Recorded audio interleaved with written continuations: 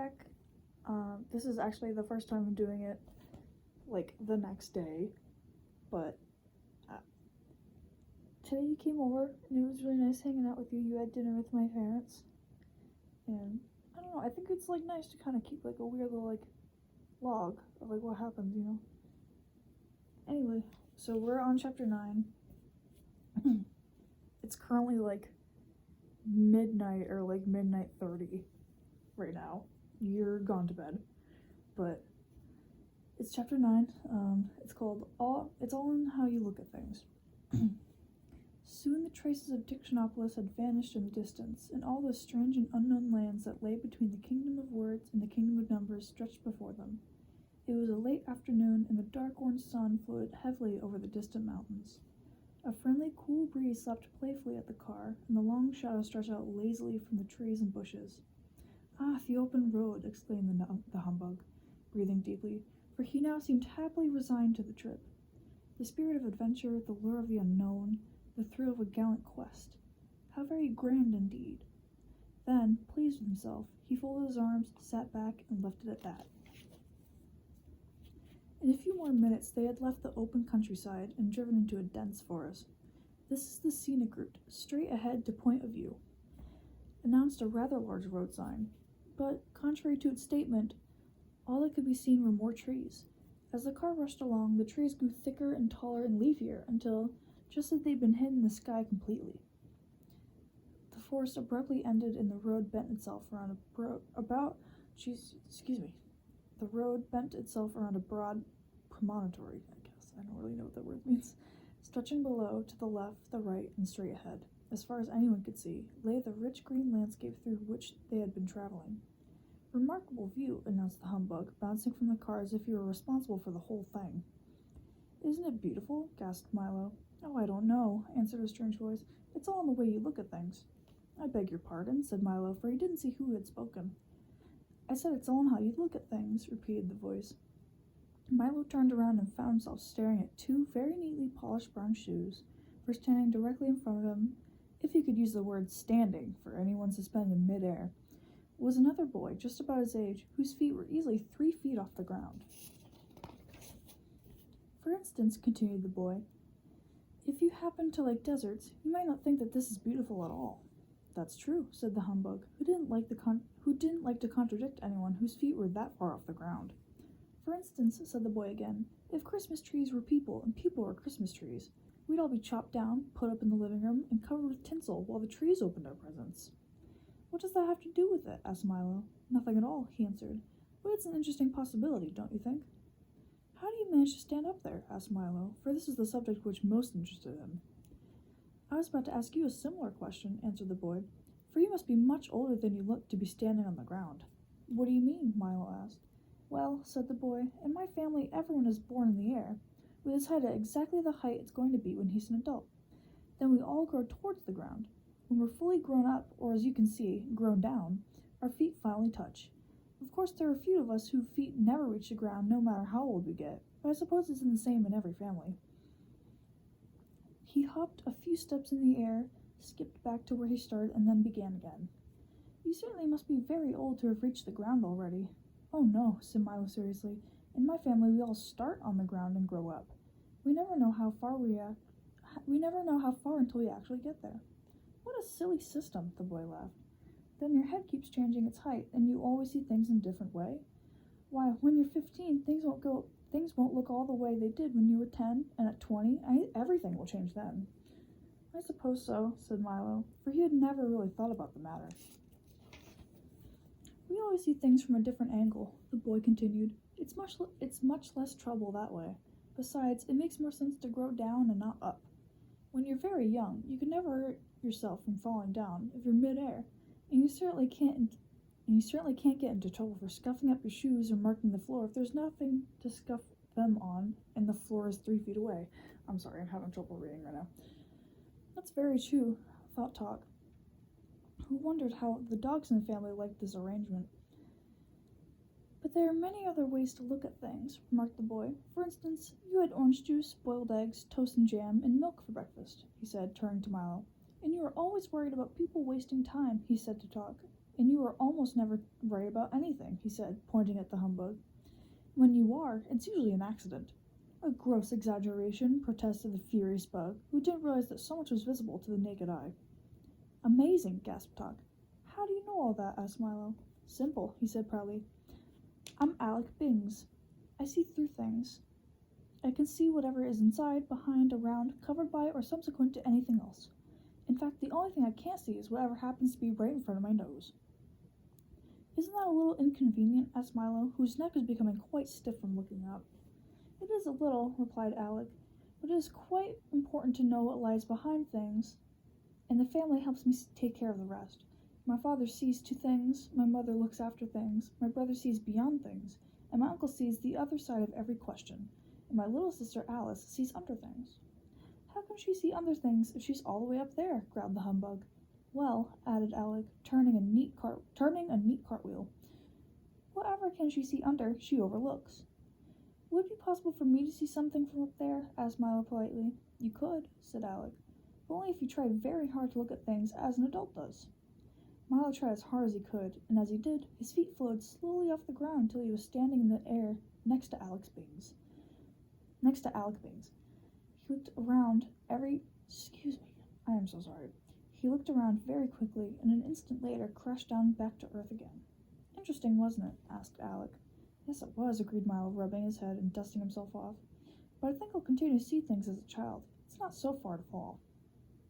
A wise decision, at least for the time being, said Alec. Everyone should have his own point of view.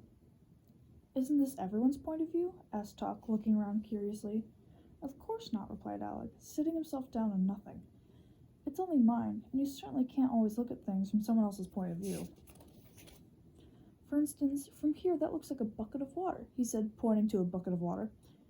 But from an ant's point of view, it's a vast ocean. From an elephant's just a cool drink, and to a fish, of course, it's home. So you can see the way you see things depends a great deal on where you look at them from. Now come along and I'll show you the rest of the forest. He ran quickly through the air, stopping occasionally to beckon Milo, Talk, and the humbug along, and they followed as well as anyone who had to stay on the ground could. Does everyone here grow the way you do? Puffed Milo when he had caught up. Almost everyone, replied Alec, and then he stopped a moment and thought, Now and then, though, someone who does begin to grow differently. Instead of down, his feet grow up towards the sky. But we do our best to discourage awkward things like that. What happens to them? Insisted Milo.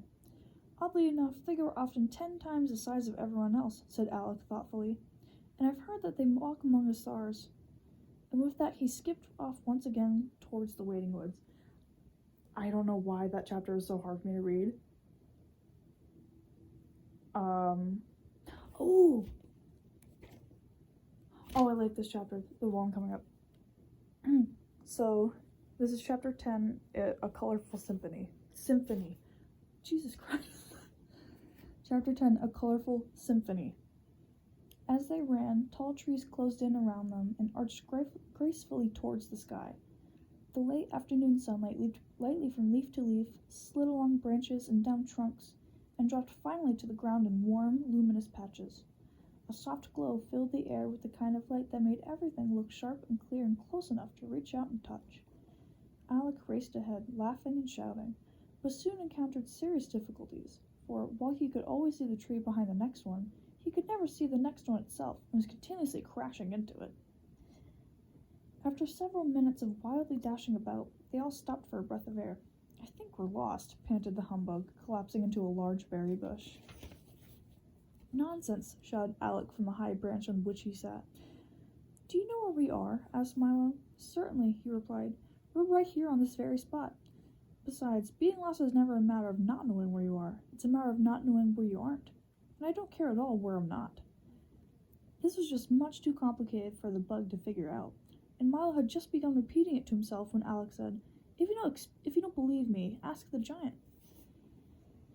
And he pointed to a small house tucked neatly between two largest trees.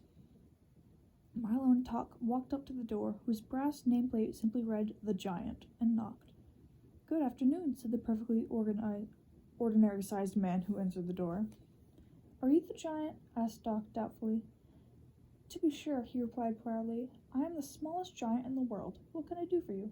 Are we lost? Said Milo. That's a difficult question, said the giant. Why don't you go back and ask the midget? And he closed the door. They walked to the rear of the house, which looked exactly like the front, and knocked at the door, whose nameplate read The Midget. How are you? Inquired the man, who looked exactly like the giant. Are you the midget? Asked Talk again with a hint of uncertainty in his voice. Unquestionably, he answered. I am the tallest midget in the world. May I help you? Do you think we're lost? Repeated Milo. That's a very complicated problem, he said. Why don't you go around to the side and ask the fat man? And he too quickly disappeared. The side of the house looked very much like the front and the back, and the door flew open the very instant they knocked. How nice of you to come by, exclaimed the man, who could have been the midget's twin brother. You must be the fat man, said Talk, learning not to count too much on appearance. The thinnest one in the world, he replied brightly. But if you have any questions, I suggest you try the thin man on the other side of the house.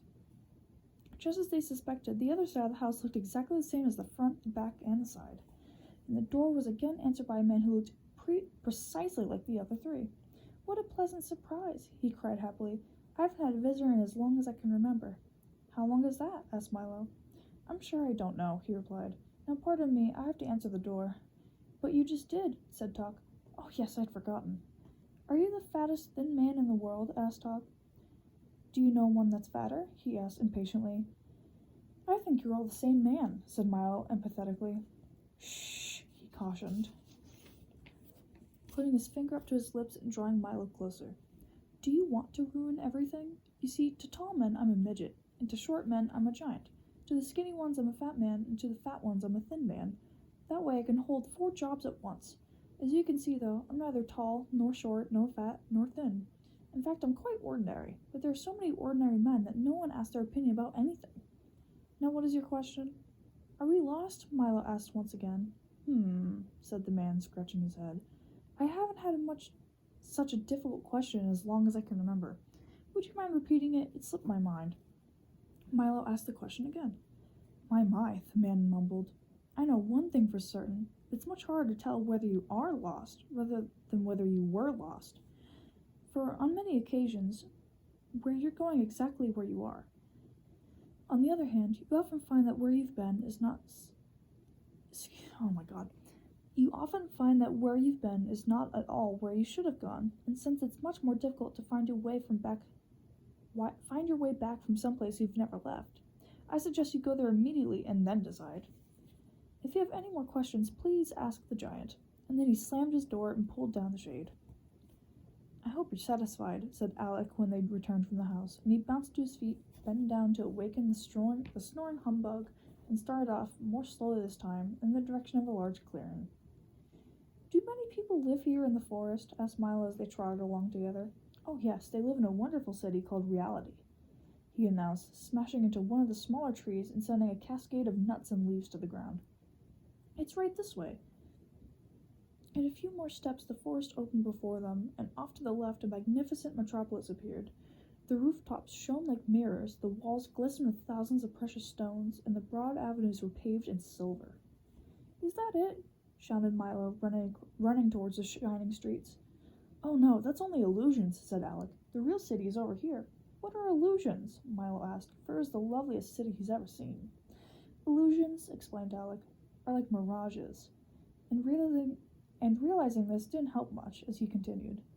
And mirages are things that aren't really there that you can see very clearly. How can you see something that isn't there? Yawned the humbug, who wasn't fully awake yet. Sometimes it's much simpler than seeing things that are, he said. For instance, if something is there, you can only see it with your eyes open, but if it isn't there, you can see it just as well with your eyes closed. That's why imaginary things are often easier to see than real ones. And where is reality? Barked Talk.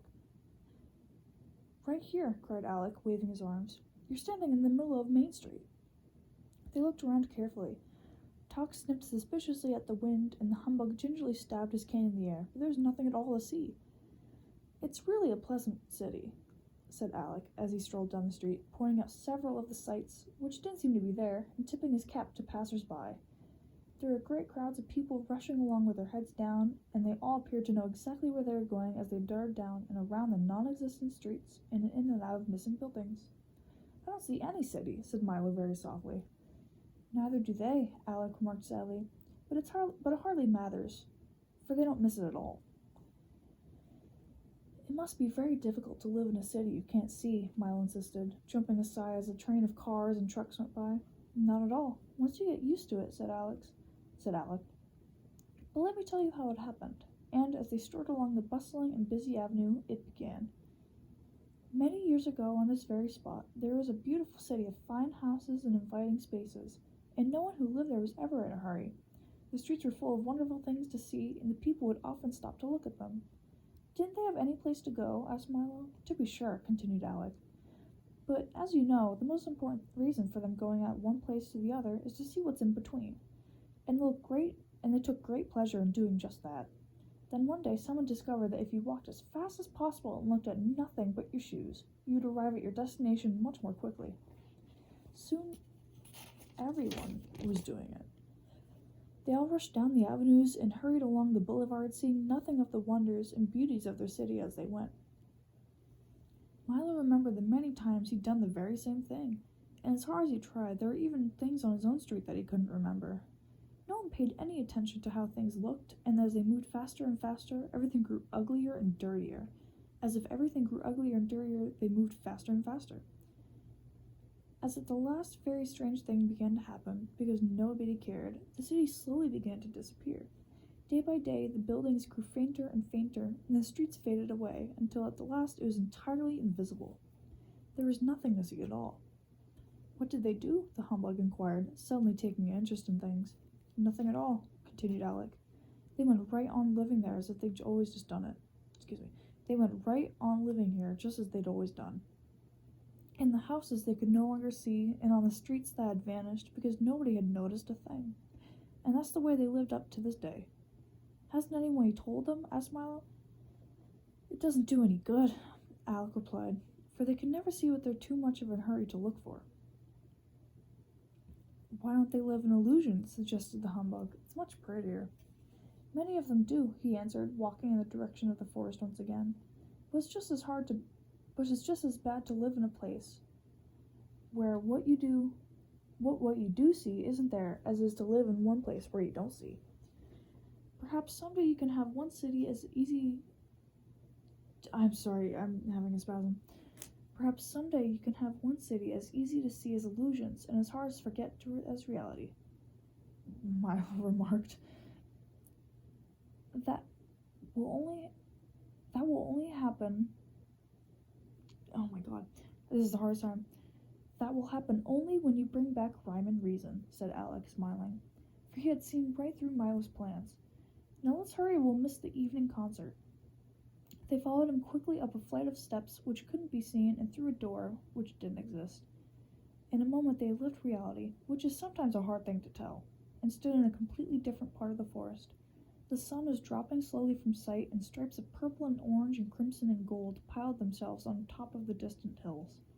The last shafts of light waited patiently for a flight of wrens to find their way home, and a group of anxious stars who had already taken their places. Here we are, cried Alec, and with a sweep of his arm he pointed towards an enormous symphony orchestra. Isn't it a grand sight? There are at least 1,000 musicians ranged in a great arc before them. To the left and right were the violins and cellos, whose bows moved in great waves. And behind them, in a numberless profusion, the piccolos, flutes, clarinets, oboes, bassoons, horns, trumpets, trombones, and tubas were all playing at once. At the very rear, so far away they could hardly be seen, were the percussion instruments, and lastly, in a long line up on one side of the steep slope, were the solemn bass fiddles.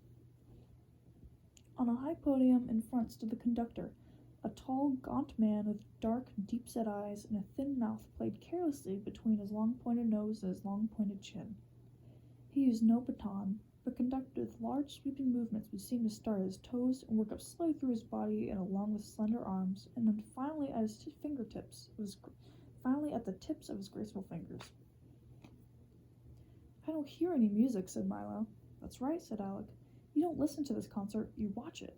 Now pay attention. As the conductor waved his arms, he molded the air like little handfuls of soft clay, and the musicians carefully followed his every direction. What are they playing? Asked Tuck, looking up inquisitively at Alec. The sunset, of course. They play it every evening about this time." "They do?" said Milo quizzically. "Naturally," answered Alec. "And they also play morning, noon, and night, and when of course it's morning, noon, or night." "What?" "And they also play morning, noon, and night, when of course it's morning, noon, or night." Okay, I did read that right. "Why, there wouldn't be any color in the world unless they played it. Each instrument..." Oh, sorry, there's a picture. "Each instrument plays a different one," he explained, "and depending, of course, on what season it is and how the weather's to be, the conductor chooses his score and directs the day. But watch, the sun is almost set. In a moment you can ask Chroma himself." The last colors slowly faded from the western sky, and as they did, one by one the instruments stopped until only the bass fiddles and their somber, slow movement were left to play in the night, and a single set of silver bells brighten the constellations. The conductor let his arms fall limply at his sides and stood quite still as the darkness claimed the forest. "That was a very beautiful sunset," said Milo, walking to the podium. "It should be," was the reply. "We've been practicing since the world began." And reaching down, the speaker picked Milo off the ground and set him on the music stand. "I am Chroma the Great," he continued, gesturing broadly with his hands. "Conductor of color, maestro of pigment, and director of the entire spectrum." "Do you play all day long?" asked Milo when he had introduced himself. "Ah, yes, all day, every day," he sang out, then pirouetted gracefully around the platform. "I rest only at night, and even then they play on." "But what happened if you stopped?" asked Milo, who didn't quite believe the color happened that way. "See for yourself," roared Chroma, and he raised both hands high over his head. Immediately the instruments that were playing stopped, and at all once color vanished. The world looked like an enormous coloring book that had never been used. Everything appeared in simple black outlines, and looked as if someone with a set of paints in the size of a house and a brush set as if someone with a set of paints the size of a house and a brush as wide could stay happily occupied for years. Then Chroma lowered his arms. I'm getting tired, voice, excuse me. The instruments began again, and the color returned. "You see what a dull place the world would be without color," he said, bowing until his chin almost touched the ground. "But what pleasure to lead my violins in a serenade of green spring, or hear my trumpets blare in a blue sea, and then watch the oboes tint it all in the warm yellow sunshine. And rainbows are the best of all, and blazing neon signs and taxicabs with stripes, and the soft muted tones of a foggy day. We play them all." As Chroma spoke, Milo sat with his eyes open wide, and Alec, Talk, and the humbug looked on in yonder. "And I really must get some sleep," Chroma yawned. "We've had lightning, fireworks, and parades for the last few nights, and I've had to be up to conduct them. But tonight is sure to be quiet." Then, putting his large hand over Milo's shoulder, he said, "Be a good fellow and watch my orchestra till morning, will you? And be sure to wake me up at 5:23 for the sunrise. Good night, good night, good night." And with that he leaped lightly from the podium, and in 3 long steps vanished into the forest. "That's a good idea," said Talk, making himself comfortable in the grass as the bug grumbled himself quickly to sleep and Alex stretched out midair. And Milo, full of thoughts and questions, curled up on the pages of tomorrow's music and eagerly waited the dawn. So, that is the end of chapter 10. Did I just read 3 chapters? Hold on. 7, 8. I don't know. I'm so tired. I don't know how many chapters I've just read. But I gotta go. My voice is getting groggy. So, good night. I love you.